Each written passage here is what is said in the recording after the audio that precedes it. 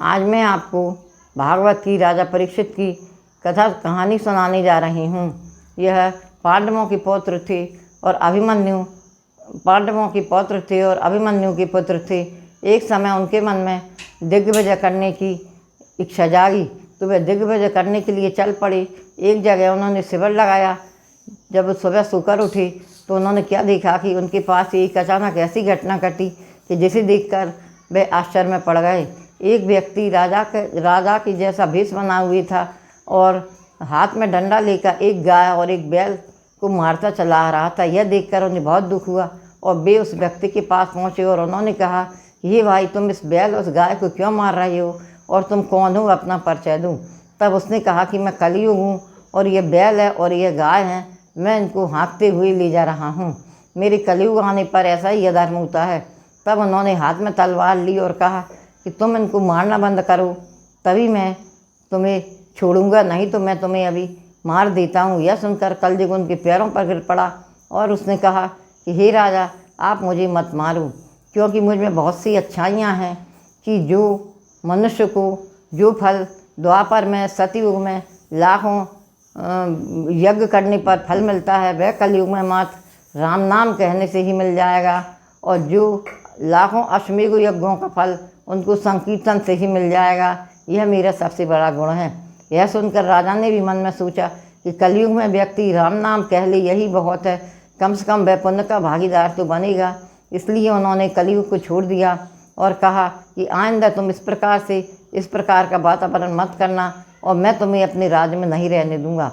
तब कलयुग ने अपने रहने के लिए स्थान मांगे तो उन्होंने 4 स्थान दिए। पहला, उन्होंने कहा कि तुम अधर्म के कारक हो, इसलिए तुम द्रुत कीड़ा में रहोगे, जहाँ मद्यपान होता होगा वहाँ रहोगे, जहाँ स्त्रियों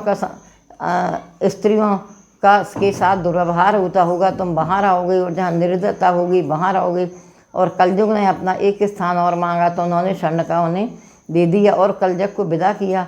इसके बाद उन्होंने सफ़ेद बैल से पूछा कि भाई, आप तो कोई देवता से जान पड़ते हैं। तब उसने बताया कि हाँ, और ये माता साक्षात पृथ्वी देवी हैं।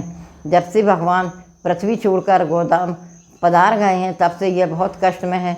इनका ही भार उतारने के लिए भगवान ने जन्म लिया था। तब उन्होंने उस बैल के भी सत्य, सोच और पवित्रता 3 पैर जोड़ दिए और उनको विदा किया, और गाय माता को भी विदा किया और कलयुग को भी अपने स्थान में जाने को कहा। इसके बाद वे अपने शिविर में लौट आए। उनका मन बहुत उद्विग्न था। उन्होंने कहा, मेरे राज्य में किसी को भी किसी प्रकार का दुख नहीं होना चाहिए। इस प्रकार कहकर वे अपने राज्य में लौट आए। मित्रों, कलयुग तो दुष्ट व्यक्ति था। उसने देख लिया कि राजा जो मुकुट पहने हुए हैं उसमें स्वर्ण लगा हुआ है, तो उसने समय आने पर स्वर्ण में प्रवेश कर गया, जिससे राजा की मति भ्रमणों के कारण उन्होंने समीक ऋषि के गले में सर्प को डाल दिया था, और श्रृंगी ऋषि के श्राप के कारण उन्हें तक्षा श्राप से काटने का श्राप मिला था। तब उन्होंने भागवत सुनी थी और उन्हें मोक्ष प्राप्त हुआ था। तो मित्रों, इस कथा को सुनने से हमें भगवान कृष्ण की भक्ति प्राप्त होती है और हमारे सारे मनोरथ पूर्ण होते हैं। उन्होंने पृथ्वी देवी को भी समतल कर दिया, जिससे वे सब लोक कल्याण के लिए अपने अनाज, अन्न, दान जो भी हैं उनके पास वे सब उगा सकें और सब लोगों का कल्याण हो सके। जय जय श्री राधे।